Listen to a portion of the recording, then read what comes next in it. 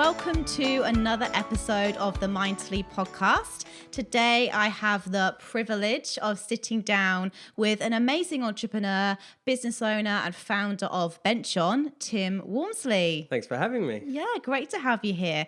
So, Tim, for the audience and the listeners, can you just give them a little bit of a background into who you are and what's brought you here today? Okay, so who I am in terms of where I've come from or background on my just business? Just a general overview. Sure. Okay, so I'm actually a retired Army major. I left the Army after 15 years and moved out into industry as a Director of Strategy and Business Development. And during that time out in industry, I saw a problem in how industry works, which was, the peaks and troughs of industry. There's either too much work or not enough work. And then employees becoming sort of the victims of that, where companies were letting go of people in the downturns and then spending bucket loads of money recruiting in the peaks. I came up with an idea, which then became BenchOn. And then we ended up selling our house and went all in, and I quit my job, and I guess that's the short version of why I'm here. Yeah. Wow. Okay. Yeah. So you saw, obviously, by the sounds of things, you sort of almost scratched your own itch, maybe a little bit, saw a bit of a problem, which I can ultimately completely agree with you. I think, especially in the startup scene, when you're scaling up, you might need certain people, and then you get to a certain point, you're trying to find market fit, and then you go, oh, actually, I don't know this skill set anymore. So how does that idea sort of come about? Were you just sort of sat on the beach one day or in the shower? Like, what did you go through to kind of come up with the idea? So it was a couple of events that happened within a 2-week period that really just sort of turned the light bulb on. There was a situation where there were 3 engineers that had been trained up for a very specific contract. They successfully completed the first year of the government contract. It was going to be for 10 years, worth millions of dollars. And then there was a change in government. So they had a delay on approving budgets for the departments. So they rang up and said, look, we've got a budget hold, so we need to put this contract on hold for 2 months, and then we'll start back up once we've got the money. The business couldn't afford to keep those people on the bench for 2 months, paying them with no money coming in. So they had to put them on unpaid leave, and those staff had mortgages and kids, and they sort of went, well, we can't just not get paid for 2 months. We can't do that. So they went and got new jobs. And so when I looked at it, it was a complete lose situation. So not only did the employees lose their jobs and their ability to provide for their family, the company lost 3 valuable employees and the capability that they brought, not to mention the ability to win that contract. And then the government project was delayed by 18 months while they waited for another company to train up people to do it because no one had that capability. And I was speaking to one of my mentors and I said, how is it possible that situation can happen? And he went, mate, it's just industry. We have peaks and troughs. We hope to survive long enough through the troughs to get back to the peaks, and sometimes it works and sometimes it doesn't. So just get used to it. And that didn't sit right with me because, my time in the Army, we had a red flag system where if a soldier tells you, oh, that's just the way it's always been done, or, that's just the way we do it, it was an immediate red flag that you had to then investigate, because they're either trying to pull the wool over your eyes because they're being lazy, or they don't understand why they're doing something, which is just as dangerous. So it was mulling over in my head and I was trying to work out how to fix it. And then 2 weeks later, I was sitting inside a large organisation sourcing department. One of their people slammed the phone down and said, the bloody government, I told them 6 weeks ago they were going to need 2 engineers. They ignored me and said that they didn't need it. And now they've just rung and said, we've got a major emergency. We need 2 engineers by tomorrow morning. And I went, oh, that's all right. And then he said, oh, I don't just have a bench of engineers just sitting here waiting for their phone call, and that's when it clicked. BenchOn. And I was like, well, just 2 weeks ago, I could have told you where there were 3 engineers that you could have used, but I didn't know that you would have needed them. And then I went, I wonder how many other companies are out there doing that. So I did all my research and I found out, the big end of town are screaming out that there's talent shortages and they can't find the people they need. The smaller end of town are struggling under the financial weight of keeping employees on while they wait for jobs. So if we could just match up that supply and demand whenever it was required, then it becomes a win-win-win rather than a lose-lose-lose. And so I was actually sitting, it was about 11 o'clock at night. I was writing a proposal for my work and it just sort of hit me, and that night I wrote a business plan. Wow. Yeah. Wow, that's amazing. And such a massive problem that you're solving there. So where's the business at now? How many years have you had it now for? We've been going 4 years. Wow, okay. I treat the first 3 years as our education and pilot phase. As they always are, yeah. So, we started off early. On the first sort of 8 months of the business, I was just doing it as a side hustle. You know, it wasn't really going. And then it started to pick up faster than I could handle it. And I had an amazing boss at the time who was quite a good mentor for me. And even to his detriment, he said, look, you know, will you be able to forgive yourself if you don't give this 100% of your attention and it fails? Wow, you know, and question. I went, well, actually, no, I can't. And so I resigned, much to his dismay. He was like, wait, what do you mean you're resigning? And I was like, but I'm listening to your advice. And he goes, you're supposed to go against my advice. So that's when I sold the house. And I brought my wife, Katie, into the business because I needed her to help set it all up. And then, that was sort of the journey. And then throughout that period, we had to do a slight pivot in 2018. So we now develop enterprise software to provide enterprises the visibility of talent, both internal to their organization as well as external. And that was a switch from, we were focused on the SME market first, but the market, the market effects didn't work on a just purely small business. Because if you look at it, even though every business has peaks and troughs, small business have all the oversupply and the big business has all the contracts. Yeah. So without bringing on enterprises, it was never going to work. So we switched to enterprise products. We built those sort of last half of 2018, early 2019, and then we began selling them. And as you know, enterprises have a long sales cycle. Oh, yeah. Mm-hmm. So that took a little time, probably 12 months or so to get the first big enterprise on. But we've hit that validation and ball rolling moment where enterprises are coming to us now, and the sales cycle has switched from sort of 12 months down to about 3 months. And so we feel like we're now at that inflection point of the business where it's about to move in the right direction. Amazing. What a journey and what an incredible story. So there's a couple of things that I wanted to go back into, because first and foremost, you said that word side hustle. And I think that's something that a lot of people have. And what fears did you have? Because I mean, you said you sold your house. I mean, that's incredible, and I think there's so many people that would love to just go all into their business or take that side hustle full time. But what did you actually do to go, right, now is the right time? What was the process of your thoughts there? It was really tough because we had to do an investment round about 2 months into the business to get everything going. So that was with friends and family and a few other people I knew in industry. So I already had pressure on that they'd invested their money, so I had to make sure that it was going to work. But I think I was naive about how much the technology would do, you know, because when side hustle, like, hey, all I've got to do is build this platform and it'll just work and, you know, no worries. But I think everyone underestimates exactly how much work is required to get a business off the ground. So throughout that period, I realized that I needed to get Katie involved more because I didn't have the time to be able to do the admin and all that behind the scenes. So she was sort of doing that part-time and working full-time. And then, it got to the point where we had more clients on that I could handle. And that's when it was like, okay, we're either making this happen or we're not. And that's why we sold the business and went all in. And I think we had to go all in. Yeah.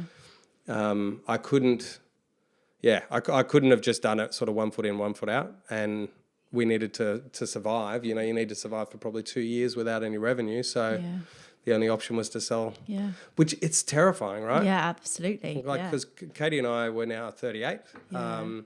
Everything we've earned up until this point in our life is in this business. So if it fails, we're back at zero. Right? Like, and that's a terrifying thing going into your 40s. Yeah, absolutely. It was terrifying, but I think the reason that it worked was because I had, and Katie and I talk about this all the time, but I had stakeholder buy-in. You know, Katie was involved. She was just as committed as I was, which means it wasn't me forcing this on her. And because she had buy-in, we've embraced it and rolled with the punches. Yeah. So I'd love to know more about actually the relationship there with you and Katie, because, you know, I've worked with my husband before, and, you know, you do have your challenges in your relationships. they are very important. So what advice would you give, entrepreneurs that are starting their business and they're working husband and wife team? Like, what did you and Katie do to obviously keep your marriage still strong and grow the business? It was really hard. So my suggestion is, if you can get away with not doing it, then do that. Okay.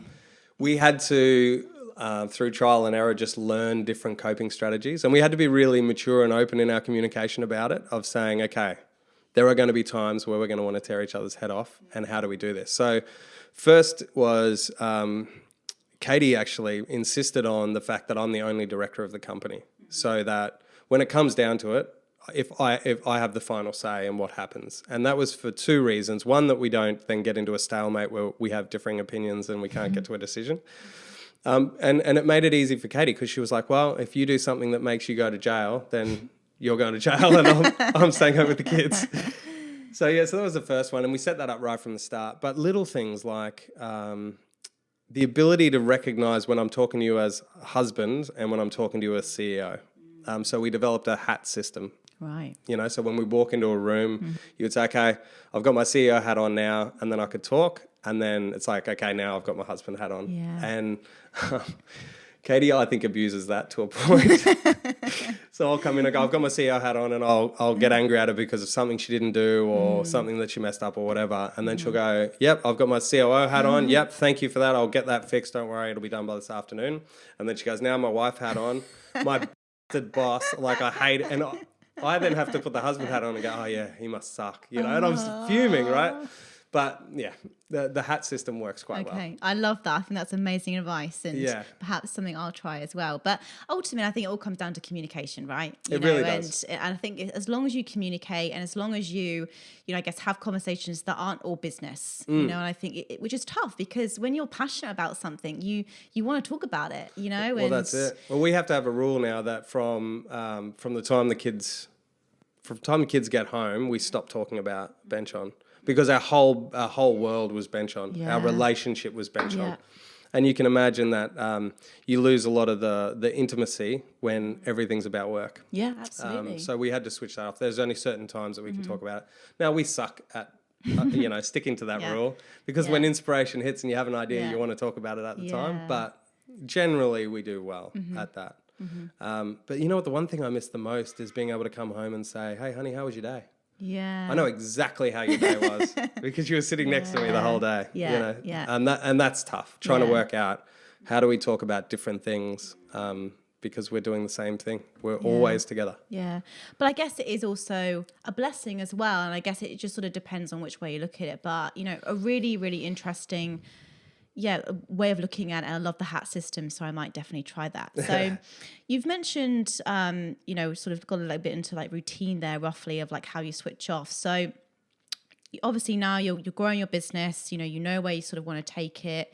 How do you go about showing up every day as the best that you can be? Do you have any routines or habits that you feel have contributed to the level of success that you've already had in your life? Yeah, I had to come to those through, again, trial and error. Coming from a military background, everything was regimented. I knew exactly what I had to do, and I knew if I wasn't there, I'd get in trouble. And then I switched to this, which is no restrictions, no routine. I can do what I like. The options are endless. And that was really exciting for the first couple of months. And then you realize that it just messes with your head. Yeah. So the one thing that I implemented was routines, setting routines again. So I schedule everything from the moment I wake up in the morning to the moment I go to bed. And that includes things in my personal life so that I can block that time out and I know I have to be there. But I found that one trick was the one thing that made everything else work.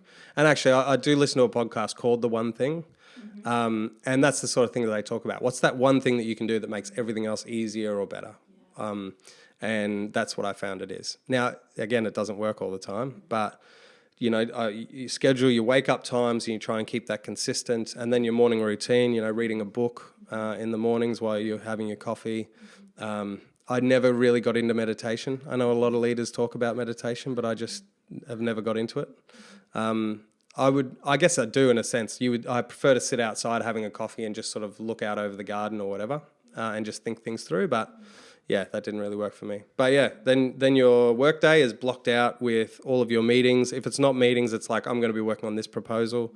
And during that time, you block everything else out. You don't check your emails. You're not checking social media. You're not, I mean, you take client phone calls when you have to, but you try very much to stick to that. So then you feel like you're progressing throughout the day.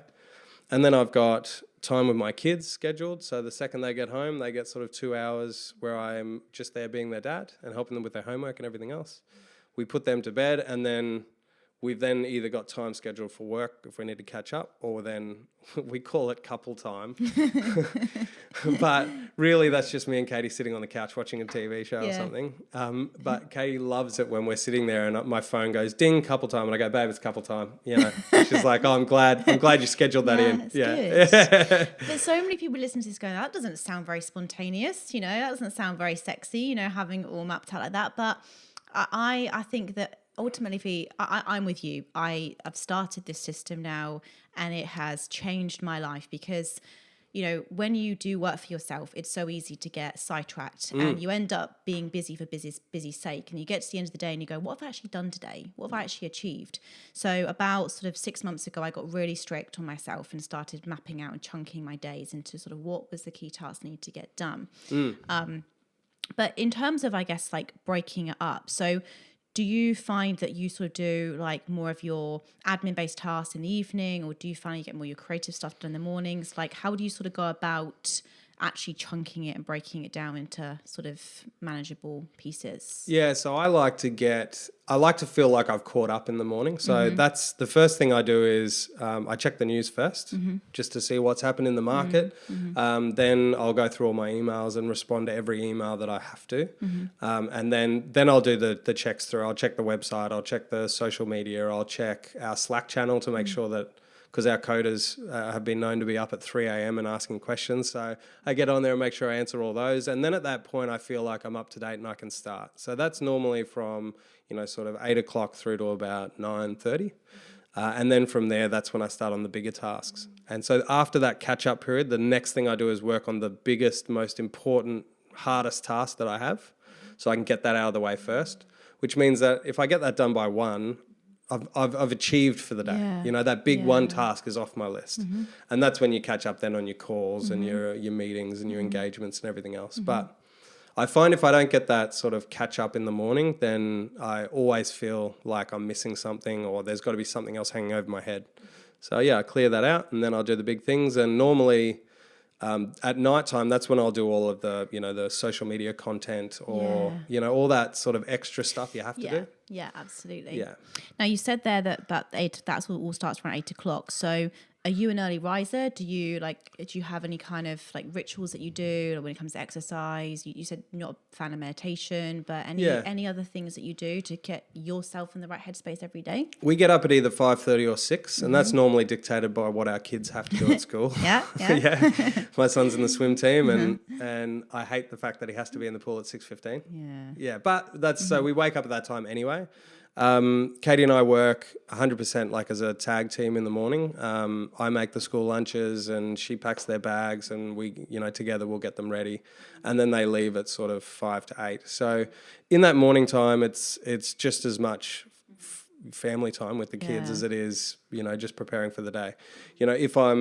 If it's a run day, I'll go for a run in the morning if I can, and I'll try and take my kids with me if I can do that. But I'm also not really good at sticking to my physical routine either. Yeah. I'll do a couple of good weeks, and then I won't do anything for 3 or 4 weeks, and then I'll come back to it. Yeah. But as long as I keep, it's still in there, it's still in the routine, I still try and do it every time. Yeah. That's it. And that's the thing, if it's not scheduled, it doesn't get done, right? Yeah. That's the whole thing. I mean, how important, obviously it's called, the mind to lead for a reason. So how important do you think it is to have the right mindset every day when you are starting a business, when you are, with your children, with your wife, how important is it for you to get yourself in that right zone? Yeah, I feel like so important. Like, I think that's the thing. Being an entrepreneur in this day and age, that's what I wasn't prepared for, was the mind game. Right. And it's constant. It's daily. Like I've I can tell you, even this week, I've had, what day is it? Wednesday. Monday was a horrible day. I woke up and I was just in the wrong headspace. I wasn't productive Monday at all. I sort of wrote that day off, and then Tuesday I started, and I felt good in the morning, and I was in the right headspace, and that was a great day.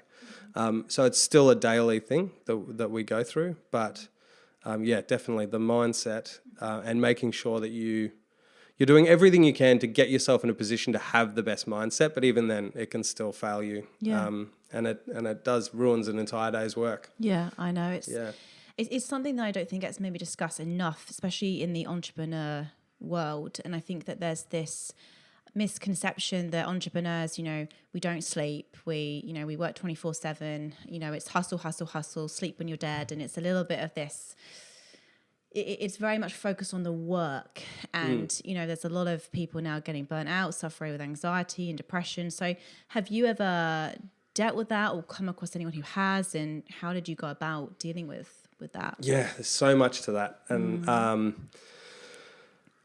so you do think like everyone else is working harder. There are people out there that, are working through till 3 a.m. and then getting up at 5 a.m, and they're superheroes that, meditate, then eat kale breakfast and go for a marathon run and then work all day and all night and then do the same thing again. Yeah.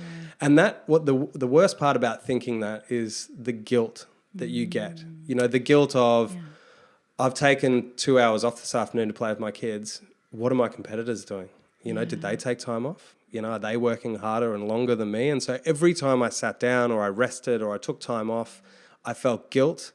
The guilt then created anxiety because I wasn't doing what I thought I was doing. And then from that point on, once you're in that spiral, you can never relax. You can never take time off because it just adds more anxiety to it. And then because you have anxiety while you're working, you're then not focused and you don't want to work. Yeah. It's just this real entropic spiral down, and it's really, really hard to get out of. So first things first, I had to learn, one, everyone else is not outperforming me. There are times you have to look after yourself. And then two, being easier on yourself to say, you know what, you do need some time off. You do need some downtime. You're allowed to not think about work, for this Saturday. And that's what we do. Like every Saturday is my non-work day. Yeah.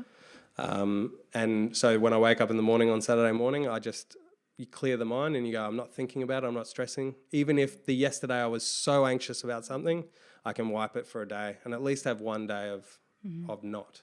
Yeah. It's really hard to do. Yeah. And it still messes with you, but it's something you've got to try and continually practice. Yeah. Is there any books or any particular practices that you have found particularly helpful, or anything you've read that, you sort of thought really resonate with you and that you've put into practice that have helped? Sort of. I mean, looking through quotes and things to find the things that suit you is just as much fraught with danger as it helps. You can find one thing that tells you, yep, you're on the right track and you're being productive. And then the next one is something about, making sure you get shit done and you're being productive as you can. And you're just like, oh, it's just all like there's both sides constantly. I've had to, I got a productivity coach or accountability coach that helped out a lot because I then had a plan in place and I could deal with anxiety through a structured process, which I found worked really, really well. But I read books in the morning from other entrepreneurs. So I'm reading Richard Branson's book at the moment. Amazing. And it's, it's not like I'm looking at it for tips and tricks on what I'm going to do that day, but just hearing their stories motivates me for the day and helps me get into the right mindset. Yeah, absolutely. But when it comes to anxiety, it is a constant battle. And so the trick that I developed, well, maybe it wasn't a trick that I developed, I just recognized something that made it easier was my fail-safe is having an element of, I'll call it internal arrogance, right? Not external arrogance. External arrogance is no one likes, but I'm talking about that voice inside you that says, you know what, you're right.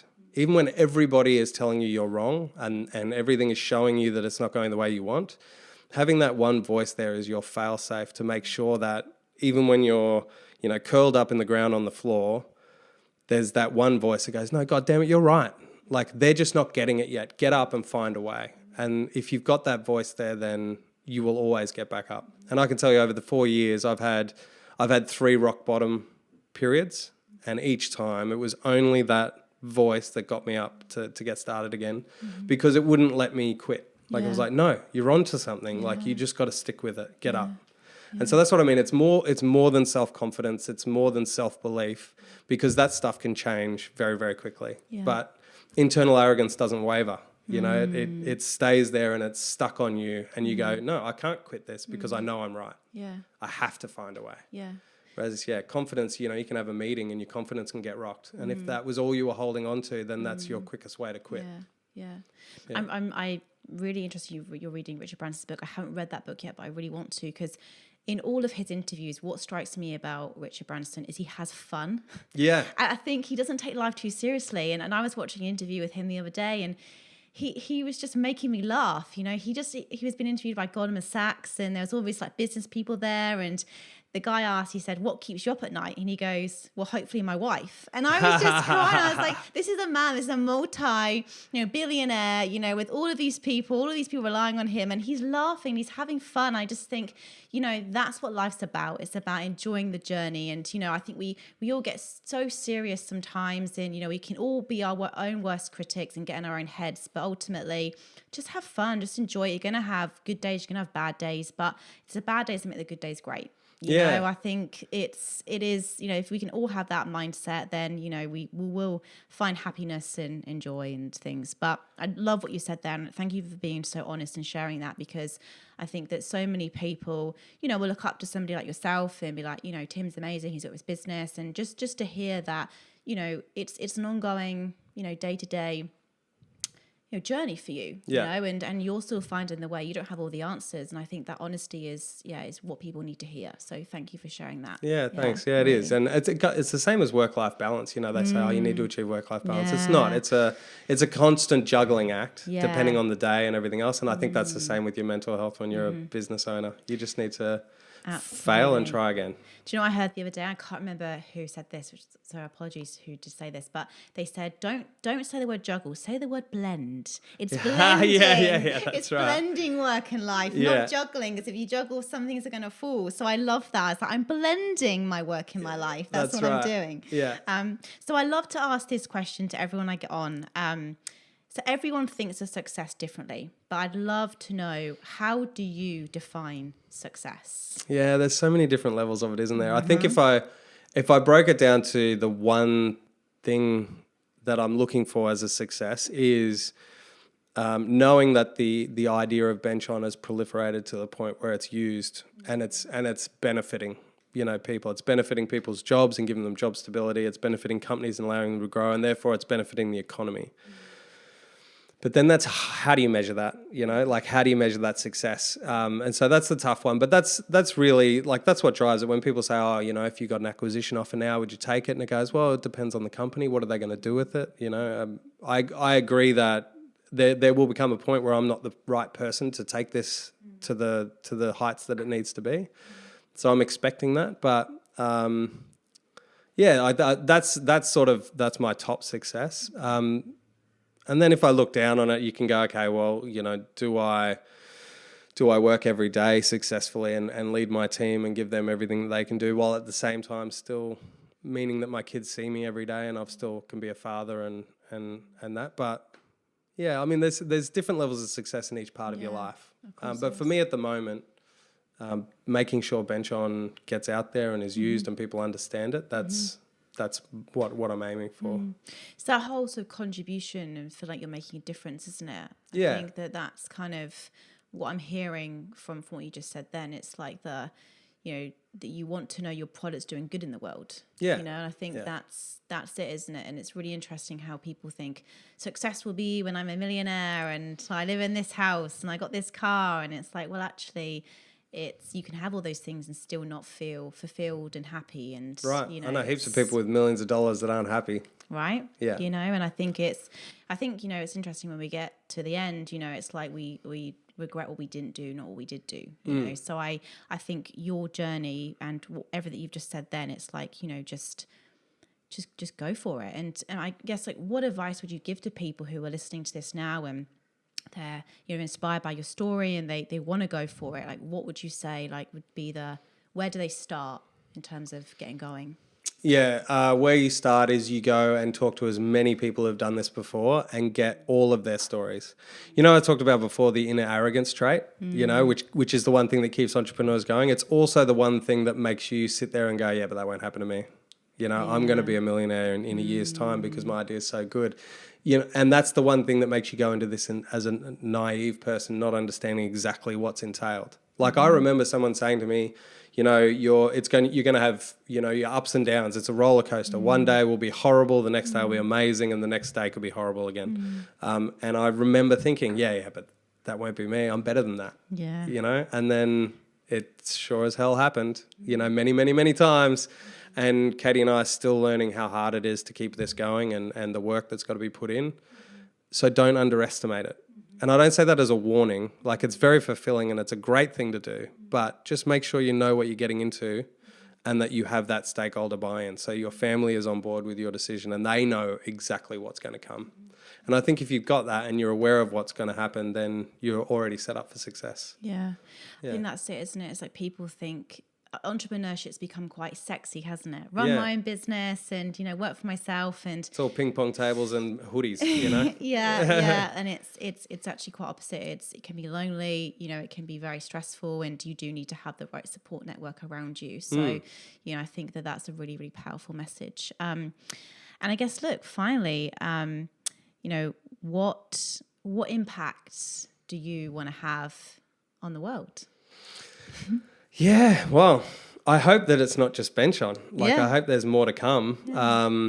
But I just want to be able to, I think everyone has their own unique perspective and their own unique experiences. And if you hit on something that is such a powerful idea that will have an effect, then, okay, it's your responsibility to get that out there. And that's going to be my contribution this time. And hopefully there will be more in the future. But I think if you have a good idea, you can see that it can work and you have the skills to implement it, then it's your responsibility to do it. So that then becomes your impact on the world. Amazing. Yeah. Tim, I have enjoyed this conversation so much. Thank you. Thank you. Some incredible takeaways. So I really hope that our listeners got a lot out of this. And I hope to work with you again in the future. Thanks a lot. Thank you so much. Thank you so much for listening to the Mind to Lead podcast. I really hope you got some great takeaways and key learnings from this episode. To help us spread the message, please give us a rating and leave us a review. We love reading your thoughts and your insights and your learnings. And look, reach out to me. Reach out to me on LinkedIn. I'm Georgie Hubbard. Reach out to me on Instagram. I'm Georgie L. Hubbard. Let's connect. I hope you have an incredible day and I look forward to speaking to you all again soon.